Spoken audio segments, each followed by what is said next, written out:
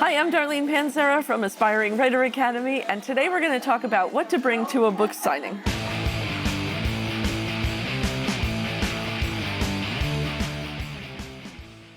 Hey, I'm Samantha Panzera with Aspiring Writer Academy, and today we're setting up at a book signing, a Christmas market. One of the top things to bring to book signings is a cart. This is the Ellie Gear foldable wagon. I'll have the product link in the description below.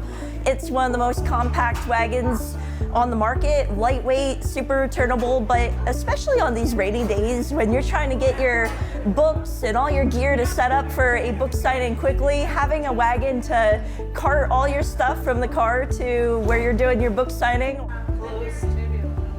It's also a really good idea to bring black tablecloths to cover the table. It gives it a more professional look. You can order these online, they're pretty cheap. So one thing I can't recommend enough for book signings is having a pop-up poster. Right here, this pop-up poster we ordered from Vistaprint.com. It comes in a nice case that you can easily unzip. The poles are magnetic, easily pop together very quickly. Then the poster from Vistaprint comes with this really nice stand that is all compact. You just rotate the base. So once you set your poster board on the floor, you just reach down and pull up and basically just put the pole in the little hole at the base there and you pop up your pop-up poster.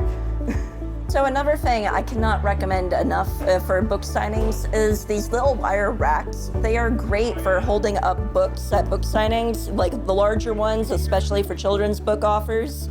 You can prop up your book, and then right here, the smaller book racks you can see work great for propping up mass market fiction paperbacks. These are removable stickers that you can use for price tags. They peel right on and off the books so that you can change your prices, and a lot of book signings they require that you have a little sticker on your books to show the prices. This is my good friend Jerry Stockdale's poster board. This is her latest release, Risking It All, and she ordered this from gotprint.com, but there's several other companies out there where you can have your book cover and a little poster made. It's really hard cardboard, so it's not flimsy, it's not gonna fall over, and you get a little stand for it. It's perfect for a book signing. Another really good thing nowadays is having a QR code on your poster boards. That way people can scan it and buy your book. You also might consider getting a book rack to stack your books higher so that the people can see them.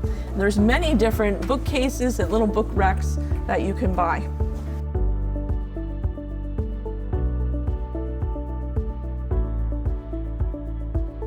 So we also ordered online these black thank you bags.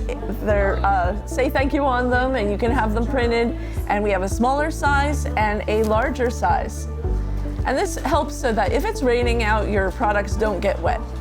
Some additional things you might want to consider to bring to your book signing is a notepad to write down your sales and the prices, and pens, lots of pens to sign books and to write everything down. And we always bring a money pouch to keep your cash and change into. It keeps it nice and secure. And you might also want to invest in a Square credit card reader to take online payments. And so that's pretty much a necessity at book signings now. If you don't have a Square credit card reader, there's also PayPal and Stripe methods of taking payments. Whenever I come to a book signing, I also make sure I have plenty of bookmarks and postcards to hand out, and I tie them with rubber bands to keep them nice and neat while packing and unpacking and taking them to the event. Also, you're going to be here for a long time, so you might want to bring a metal water thermos or water bottle and lots of snacks, maybe some granola bars to hold you over. We transport a lot of our books in plastic boxes with locking lids, and that way if it's raining, your books do not get wet. And we easily store these boxes underneath our table at the book event, and the tablecloth hangs low enough where they don't really show too much. So they keep them out of the way, but that way you can also stock a lot of supplies.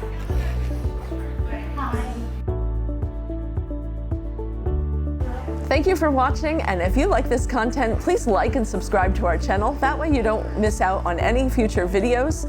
And if you need help brainstorming your story, we have a free 7-page brainstorming your story idea worksheet with fill in the blanks, templates, examples, and lots of tips to help you get started. Just click in the link below.